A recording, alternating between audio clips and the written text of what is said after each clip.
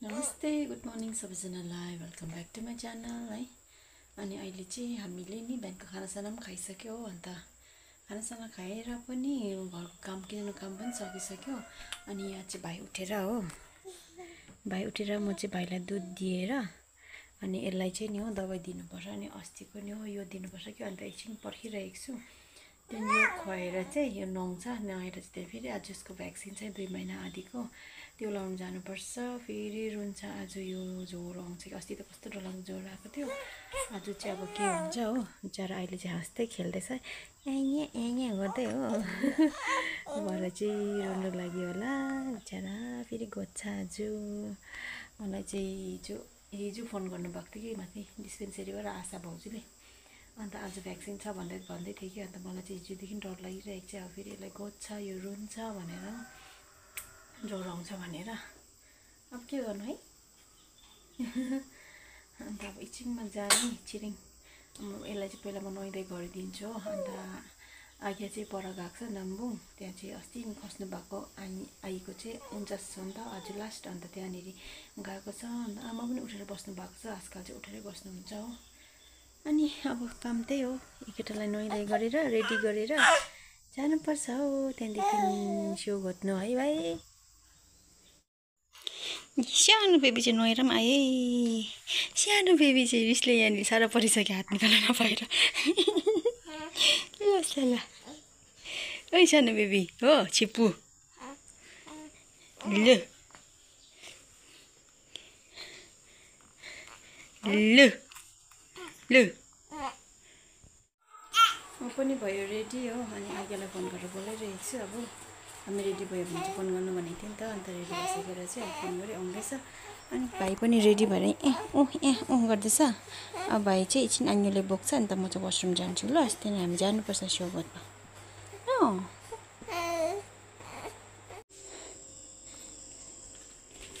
ऐ काले को भेट्दैछ आङ्गीको अनुहारमा? बोजूको अनुहार को भेट्दैछ?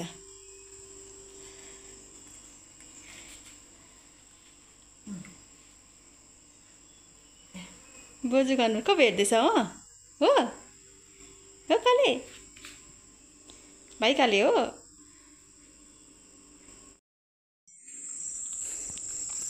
गएको अब हामी स्योर लाउनु आगे पनि आइपुग्यो। भरे चाहिँ यो कति रुने हो, भाइको छोरा कति रुने हो कि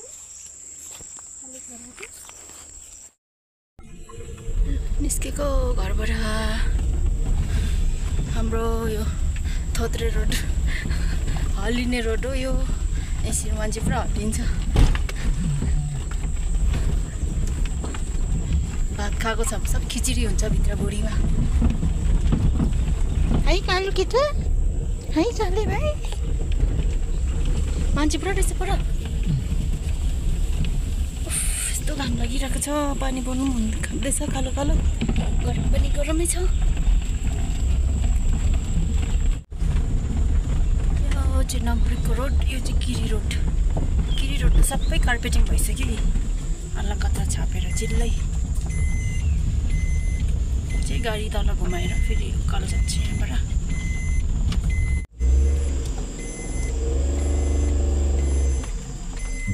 अब हामी यहाँ उकालो जान्छ।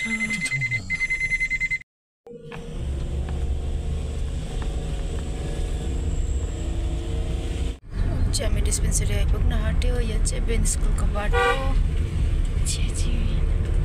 सरहरू फेरि यहाँ रहेछ छुट्टी भएर। पुचुङ सर, पवन सर, सरहरू यता रहेछ। डिस्पेन्सरी चाहिँ Ben school, Ben senior secondary, यो सिनियर सेकेन्डरी फेरि अब सेकेन्डरी मात्रै भयो होइन ल? अझै सिनियरै छ छिर्छ कि हिलो रहेछ त।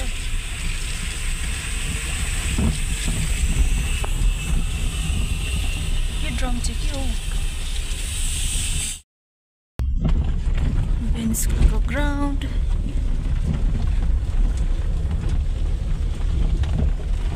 चाहिँ भित्रैसम्म गाडी पुग्छ नि।